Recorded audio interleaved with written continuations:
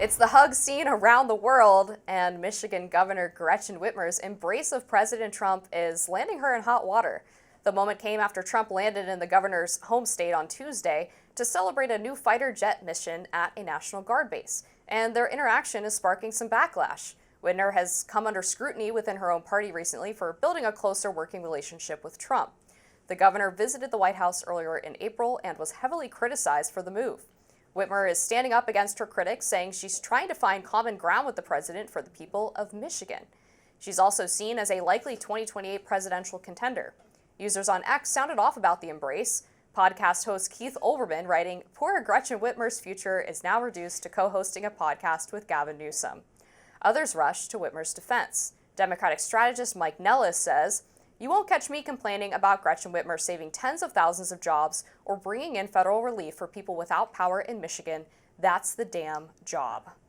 All right, Dan, so let's start with your take on this. Yeah. As the resident Democrat on the panel, was Gretchen Whitmer's embrace of Trump a good politics or perhaps the end of her career? Boy, the word embrace has a couple of meanings here, doesn't it? Right. I think that Gretchen Whitmer, I'll go back to the Mike Nellis point first. She is trying to deliver a military base in Michigan that means so much to that state. It's good for the military. It's the jobs, as he pointed out. It's a huge win, and she's been working on this for a long time, right? And so if you're working on this thing that you know matters to your constituents, your job as governor is to deliver.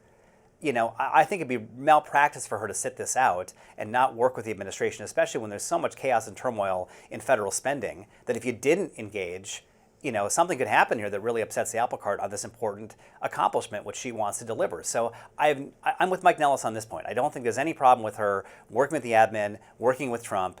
Now, then you get to the optics, right? Like the embrace itself, the hug, or perhaps her in the Oval Office with the binder above her face. I think that was a much bigger problem for her than actually working on these things. It's a needle to thread. Democrats want someone to fight, but also voters want people to fight for them, and she is fighting for her constituents if she's making sure that they deliver on this important accomplishment for Michigan. Yeah, so I actually completely agree that this was a very smart political move and good governance by Gretchen Whitmer. Macomb County, obviously really important swing state Huge district. Trump won it in 2016 and 2024. Gretchen Whitmer won it twice. Yep. And bringing those jobs back, bringing this cherished air base, this really critical mission of building these warthogs is incredibly important to that swing district. Yep. And should not be overlooked. And if the governor did that, I think that would have been political malpractice. And I think she's doing what the majority of voters want to see, which is they want Republicans and Democrats to work together when applicable, when it makes sense. Yep. And they want to see Democrats work with the Trump administration on areas of agreement. And she has done that better than anybody else in the Democratic Party right now. And it's interesting to see the criticism of Chuck Schumer, for example, for apparently not fighting hard enough to stop the Trump agenda versus Whitmer's approach, which is I'm actually going to find common ground with him, and whether it's on tariffs or this jobs program, bringing the warthogs back to Macomb County, I'm going to make sure I get that done for my residents, for my constituents. And even on the tariff question, like I thought the way that she framed it was a really smart approach for a Democrat, which is I don't necessarily agree with the implementation or the strategy behind it, but I agree with the concept of tariffs in principle. Sure, and I think the thing that we get wrapped up in Washington is how you're perceived in the moment, maybe on social media, maybe in the immediate reaction to something like this, like the embrace.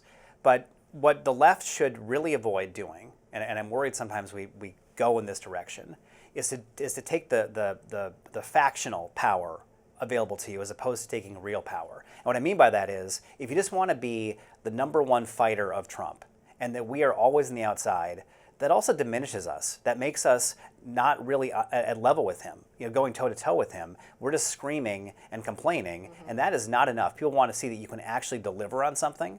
And so I thought that Whitmer doing that was good. One of the best, I mentioned this last night in the Hill, but one of the best moments I've seen from just an optics standpoint was when Trump got off the plane in California when the wildfire response was happening, and Gavin Newsom met him on the tarmac. Now, whatever you think about Gavin Newsom and California's response to the wildfires, or Trump's for that matter, the optics of those two guys, together on that tarmac, you remember Newsom kind of like pointed at him, kind of slapped him on the side a little bit. It was a bit of a tense conversation, and then they went to the sticks and they had the same conversation directly together to the folks there. I felt like that was Gavin Newsom saying, I am at your level.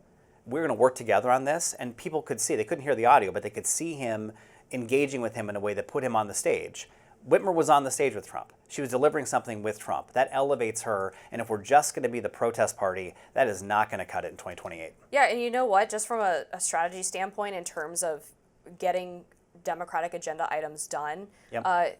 It's no secret that Trump likes when people flatter him, and he likes to make deals, and it doesn't matter if it's across the aisle. If he thinks something is good policy, he will work with Democrats to do it. He's not really that partisan of a guy, contrary to some popular belief. Yep. And I think Democrats would get a lot further with this administration if they actually played a little nicer instead of reflexively opposing everything the administration does. Yes, and I'll say this. The stuff that we talk about, the stuff that Twitter talks about, the stuff that's on other cable news networks is often the stuff that sort of cuts through because it's interesting, but it's not necessarily the thing that the vast majority of Americans need. And if Democrats expect their elected officials to only jump on the hot button stuff and then therefore fight exclusively on that as opposed to keeping their eye on the ball of jobs, tens of thousands for their constituents, that's what got us in trouble in 2024. The voters thought that we took our eye off the ball on inflation and put it on other issues. That burned us.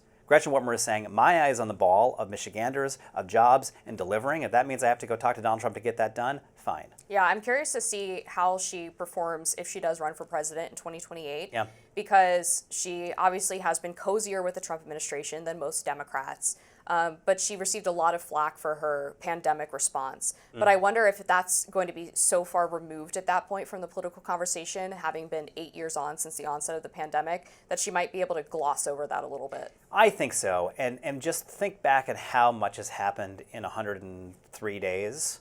That pandemic response is going to feel pretty distant in the rearview mirror by the time we get to 2028. I think the bigger question for her, and for all Democrats, frankly, is how do you navigate this moment when tensions are so high, right? And voters want different things, but they want action from Democrats. But then you have this challenge of actually delivering and being on the same stage and being in the news and being notable and cutting through. All that's really difficult to manage. And then you fast forward to 2028 and what I think voters are going to want of both parties after all of this, I suspect at least, is a real turn the page moment on all of it. You know, they don't love what Democrats are doing. Our numbers are not great. They don't love what Trump's doing. He's underwater on basically every single issue except the border. And I think when you get to that point, the Democrat that can sort of be in the news enough, but then also express, I'm the one that can help turn the page on all this nasty politics, is going to be in the best position. That's the needle of the thread, and we'll see. Say it with me, Dan. Turn the page. Well, that was Gwen Waltz, right? It was. Up next, Dems going after their own. We'll tell you what's going on Rising.